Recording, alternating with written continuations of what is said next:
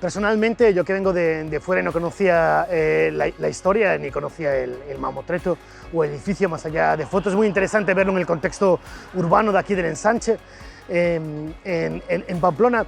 Y es evidente para mí, como historiador del arte, cuando veo este tipo de edificios, aparte de las referencias que tienen a cierta historia, referencias religiosas, etc., son ejes urbanos que simbolizan el poder, ¿no? Y es un poder que se referencia muy claramente a las élites. A mí lo que me sugiere es una sensación tremenda de violencia y de agravio. Es una estructura tremendamente agresiva que se impone en el espacio urbano y que genera un agravio comparativo dramático y muy doloroso con el lugar que tienen también en el espacio público los lugares de memoria para las personas que fueron asesinadas por el fascismo. Entonces yo cuando vengo andando en este eje y entrando a este espacio con el estanque en el centro, como me siento es como un individuo, como una persona sujetada, ¿no? Es decir, un monumento de estas características me somete. Y con su verticalidad, con sus jerarquías, con sus ejes simbólicos en una imitación mala, falsa de la Basílica de San Pedro del Vaticano. Y ya incluso independiente del significado histórico que pueda tener para aquí, para la ciudad y para todos los navarros, es decir, ya es algo que sí mismo me resulta tremendamente problemático que podamos seguir sosteniendo en el espacio público monumentos que significan que realmente se refieren a la jerarquía de unas élites sobre el pueblo. Las víctimas del golpe y la dictadura tienen pequeños memoriales muy vinculados a las fosas comunes, placas, estelas que han costado el trabajo voluntario de décadas, de familias, de activistas, de militantes, muchas veces movilizando incluso dinero de manera personal, trabajo voluntario, y sin embargo nos encontramos con cómo el espacio público sigue dominado por una estructura fascista que sigue bebiendo y consumiendo dinero público para ser mantenida, y por lo tanto cuando uno ve esto y la potencia que tiene el espacio público, lo que siente es el agravio comparativo, ¿no?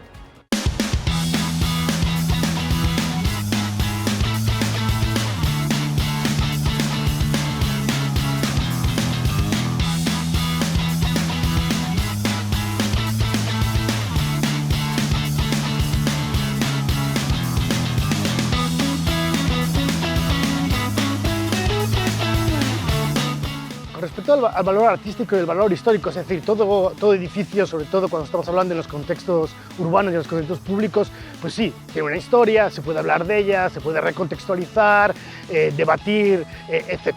Pues ese tipo de estructuras tienen un valor arquitectónico prácticamente nulo, es decir, se tratan de pastiches de un pésimo gusto y una bajísima calidad que intentan reproducir lo que serían estilos arquitectónicos pasados. O sea, como esto es una estructura que se asemeja, ¿no?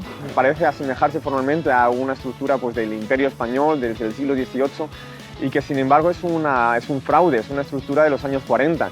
Y esa estrategia es una estrategia que los arquitectos del fascismo español tenían muy clara, porque era la misma que hicieron los fascistas italianos y los fascistas alemanes, de utilizar formas de la antigüedad para crear sus nuevos monumentos a sí mismos y convertirse de alguna manera en eternos. Ahora bien, toda la cuestión de los valores objetivos, intrínsecos, eso lo sabemos muy bien en todos los debates que hay en torno al patrimonio, el patrimonio de la UNESCO, y etcétera, y de eso se podría hablar mucho. Por ejemplo, el concepto que se ha hablado, cuál es el patrimonio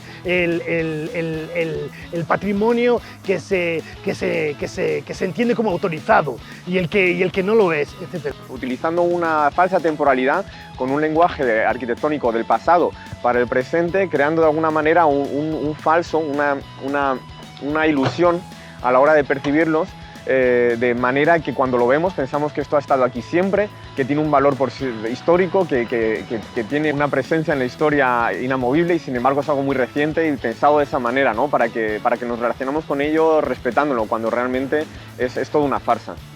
Aquí ya no estamos hablando de valores objetivos y valores intrínsecos, estamos hablando claramente de valores ideológicos. La cuestión de que esto deba protegerse porque sea patrimonio histórico, cultural o artístico es una trampa en sí misma.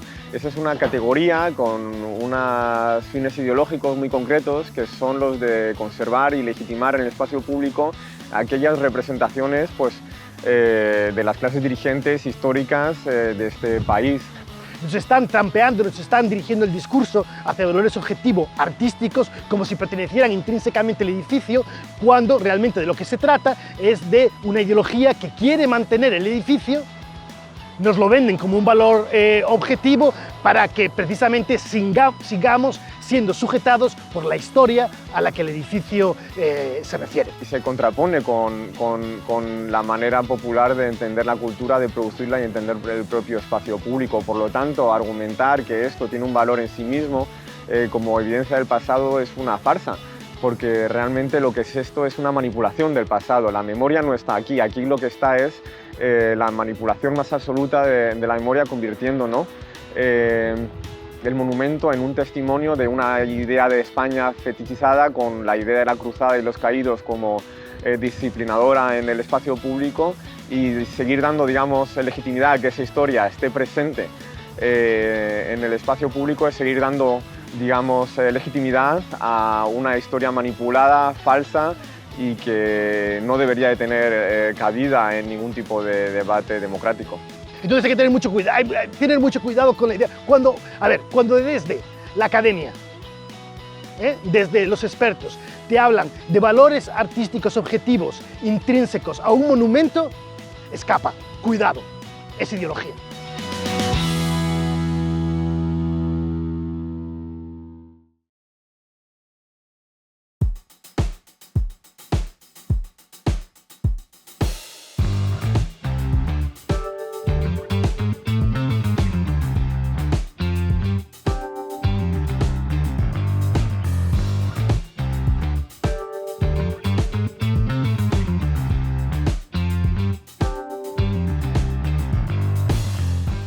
La trampa de la resignificación, que de nuevo se comenta como una alternativa válida a un edificio como este monumento o mamotreto. Desde mi punto de vista, la trampa de la significación, es decir, la resignificación solo aparece cuando existe un movimiento global, porque lo es global desde hace un par de años, 2020, con la retirada, la demolición de las estatuas a los confederados en Estados Unidos, a los colonialistas españoles pues en Chile y otros países de Latinoamérica. Es entonces cuando aparece un movimiento global, una masa crítica que quiere derribar todos estos monumentos y mamotretos, es cuando las élites, que les preocupa precisamente que esa masa crítica, el poder que pueda llegar a tener en el espacio público, es cuando las élites entonces comienzan a hablar de por qué no resignificamos, por qué no debatimos, por qué nos hablamos. ¿Por qué? Porque están atemorizadas a que la masa crítica, los subalternos realmente tomen un espacio público que hasta ese momento no se había disputado. Y de lo que se trata con los monumentos, más allá del contexto histórico concreto de cada monumento, es de un espacio público en disputa. Y ese espacio público está siendo disputado ahora por todas las poblaciones subalternas del sur global. Y eso es realmente a lo que le tienen miedo. De ahí que vienen con la trampa de la resignificación, hablemos, consensuémonos, conciliación democrática. Es decir, ¿cómo desde el punto de vista de un explotado me pueden hablar de conciliación democrática? Es decir, se están riendo en mi cara.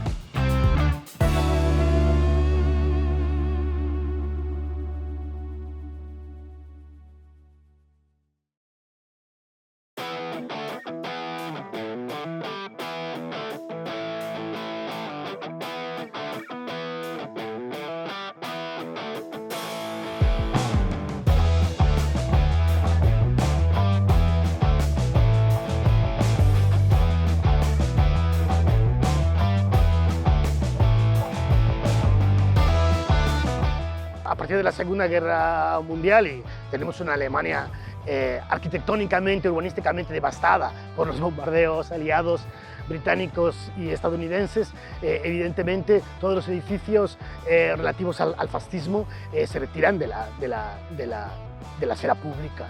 De ahí no hay ningún debate. Y todas referencias al fascismo están terminantemente prohibidas por ley en Alemania. Lo que pasa es que, dependiendo de los contextos, y como vivimos ahora en un contexto de emergencia del fascismo, siempre se encuentran grietas.